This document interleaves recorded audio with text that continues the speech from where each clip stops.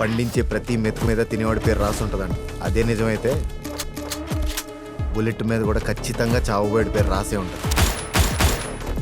అలివేణి ఆణిముత్యమా నీ కంట నీటి ముత్యమా.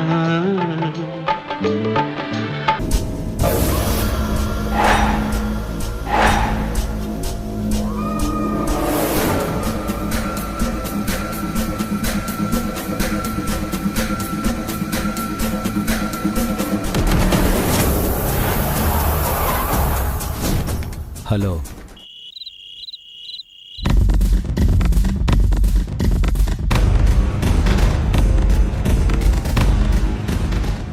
ఎరా చెప్పావా? దేనికి? భారతం అంతా విని కృష్ణుడు అర్జునుడికి ఏమవుతాడని అడుగుతావేంట్రా? కృష్ణుడు అర్జునుడికి ఏమవుతాడో నాకు తెలుసులే, కానీ హోమ్ మినిస్టర్ కూతురు మాత్రం ఈ ఇంటికి ఏమీ కాదు. ఎందుకు కాదు? అదేరా, ఆ అమ్మాయికి ఏం తక్కువ అని.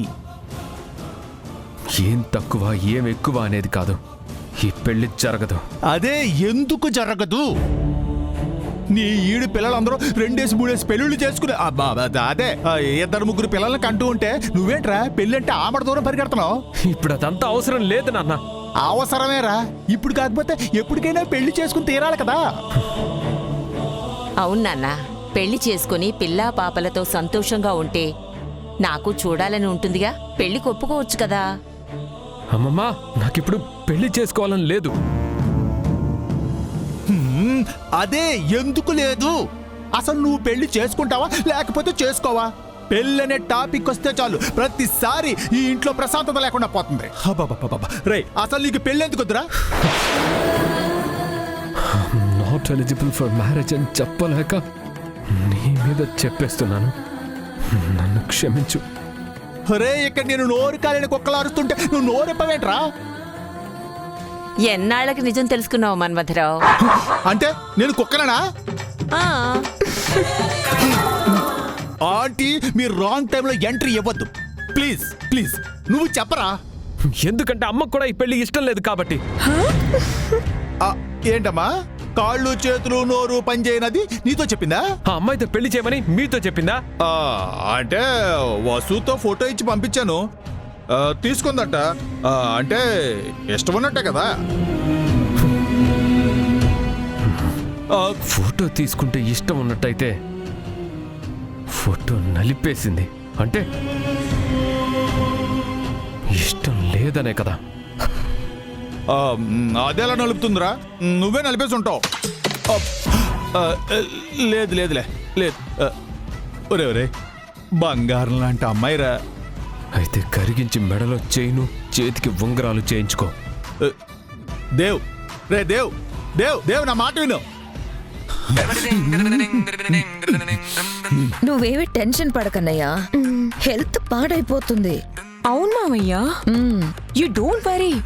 బావ సంగతి నేను చూసుకుంటాను కదా. లేట్ అయితే ఆ హెల్త్ మినిస్టర్ నా హెల్త్ కార్డు చింపేస్తాడే. ఓరు నాయను, ఆ హెల్త్ మినిస్టర్కి అనవసరంగా మాటిచ్చాను. ఓరు దేవుడా, ఇప్పుడు నేను ఏం చేయాలి? ఈ నలిగిపోయిన ఫోటో చూస్తే వాడు నన్ను నలిపేస్తాడు.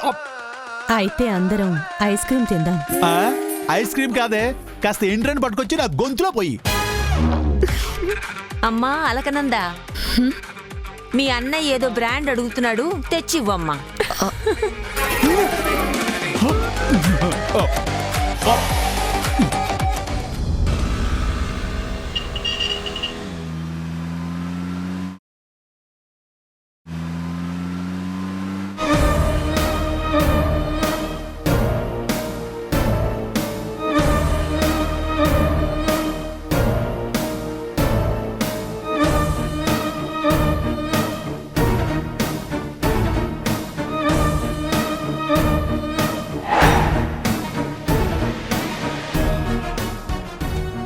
పార్టీ ఎక్కడా?